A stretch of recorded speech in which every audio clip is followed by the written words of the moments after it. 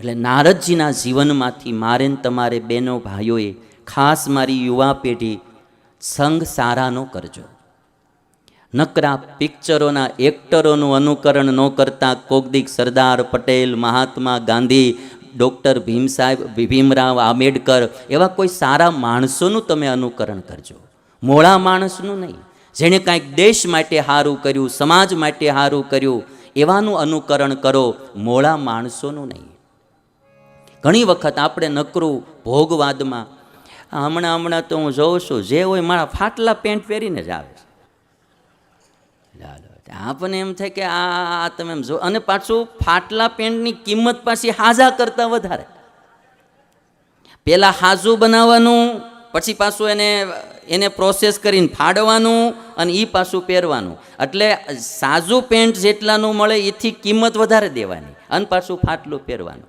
કે આપણે કંઈક પૂછી કે આવું કેમ, તો કે ફેશન. હવે એ તો મેં કીધું અમારા બાપ દાદા વખતની ગઈ, એ બધા આવા જ પહેરતા બિચારા, મળતું નહોતું એટલે આ કંઈ ફેશનું ન કહેવાય. ઠીક છે, પહેરજો, મારે બહુ કંઈ એમાં કહેવું નહીં, પણ એ સારું ન લાગે. અનુકરણ કોઈ હારાનું કરાય.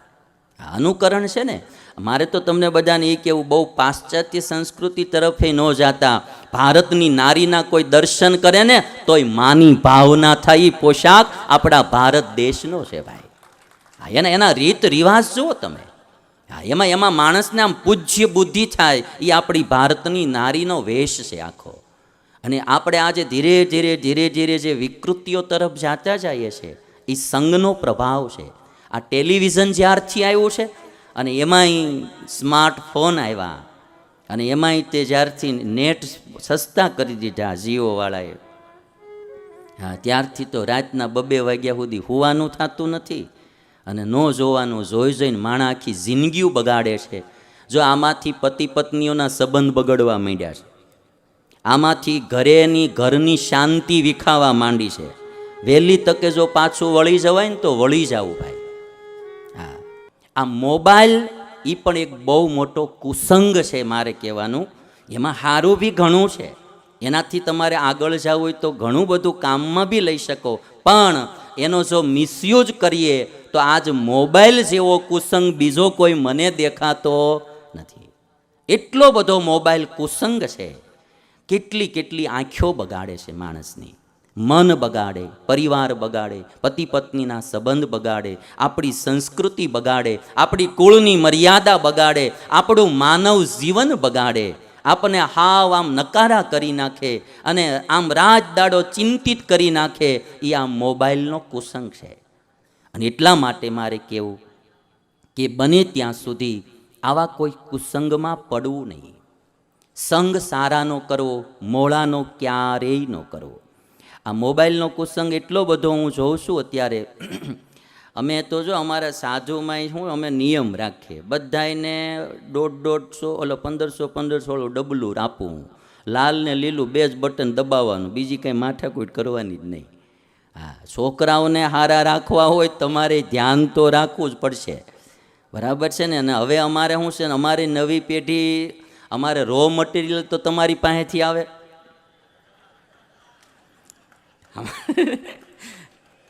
રો મટીરિયલ ત્યાંથી જ આવે.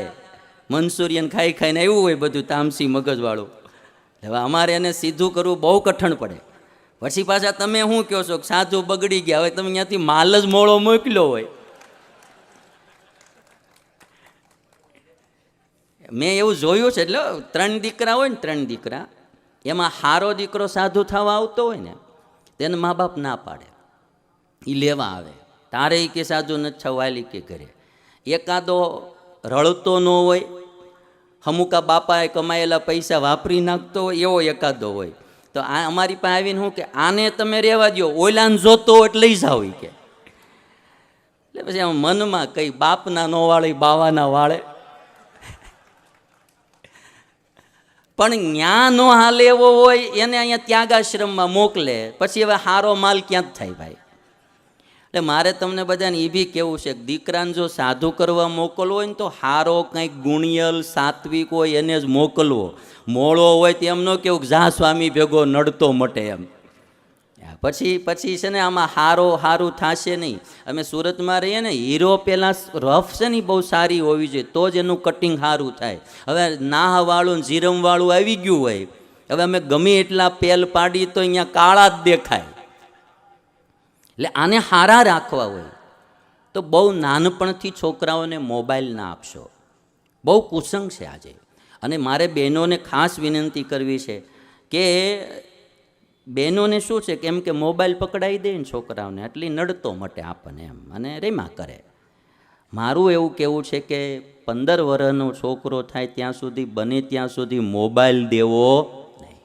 બહુ જરૂર પડે એને તો જ આપવો. અને નાના બાળકો છે, હજી નાના 5 વર્ષના છોકરા હોય એને તો દેવો જ નહીં. એ સ્માર્ટફોનના રેડિયેશન એની આંખને ખરાબ કરશે, એના હૃદયને ખરાબ કરશે, કેટલું શરીરને નુકસાન કરશે.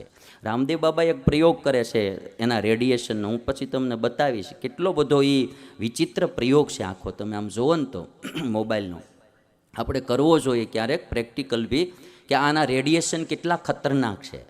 એટલે નાના છોકરાઓને જો એનું સ્વાસ્થ્ય સારું રાખવું હોય તો બહેનોએ રમવા માટે બીજા રમકડા દેવા, પણ મોબાઈલ રમવા માટે દેવો નહીં. અને યુવા પેઢી, ખાસ કરીને ભણનારી પેઢી, જો હમણાં 12માની એક્ઝામ આવે છે, છોકરાઓ બધા મોબાઈલ મૂકી ભણવામાં ધ્યાન રાખજો બાપા. સારા પર્સન્ટેજ આવે એવું વાંચજો.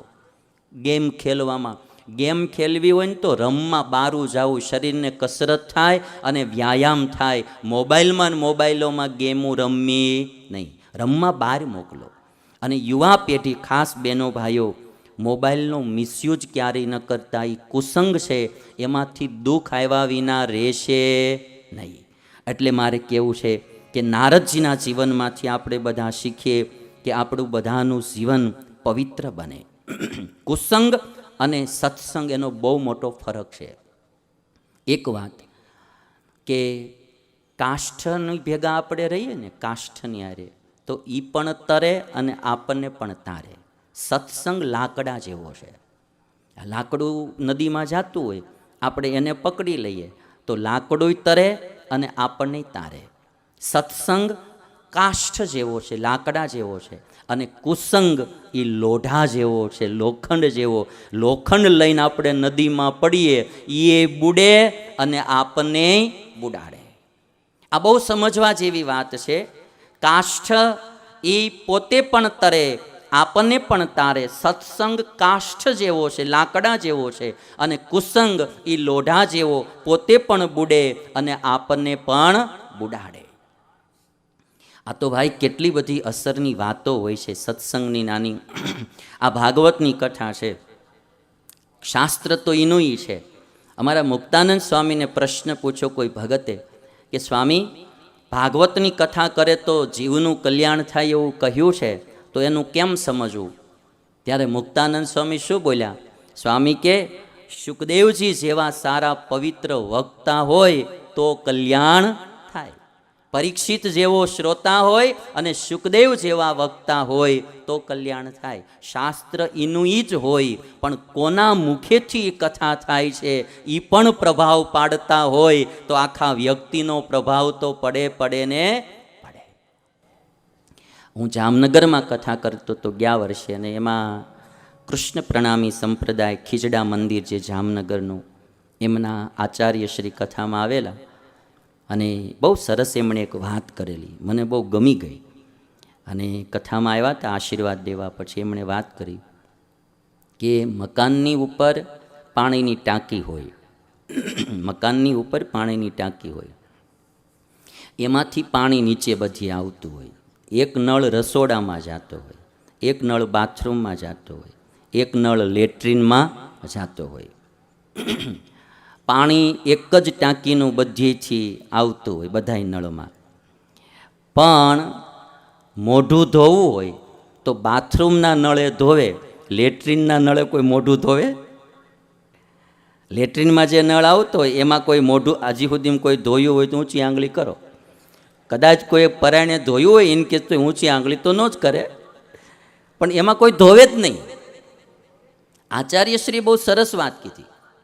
પાણી તો એક જ ટાંકીનું છે, પણ કયા નળમાંથી આવે છે એને આધારે એની પવિત્રતા અને અપવિત્રતા ગણાય છે. જો એ રસોડાના નળમાંથી આવતું હોય તો રસોઈના કામમાં આવે, બાથરૂમના નળમાં આવતું હોય તો નાવાના કામમાં આવે, અને લેટ્રિનના નળમાં આવતું હોય તો કોઈ મોઢું ધોવે નહીં. એક જ ટાંકીનું પાણી પણ કયા નળમાંથી બહાર નીકળે છે એ બહુ મોટી ભૂમિકા ભજવે. એમ આચાર્યશ્રી, પ્રણામી સંપ્રદાયના આચાર્યશ્રી આ વાત કીધી કે ભાગવત તો એક જ છે, પણ કોના મોઢામાંથી બહાર નીકળે એ બહુ મોટી ભૂમિકા ભજવે છે. એટલે સંગ એ બહુ મોટું કામ કરે છે.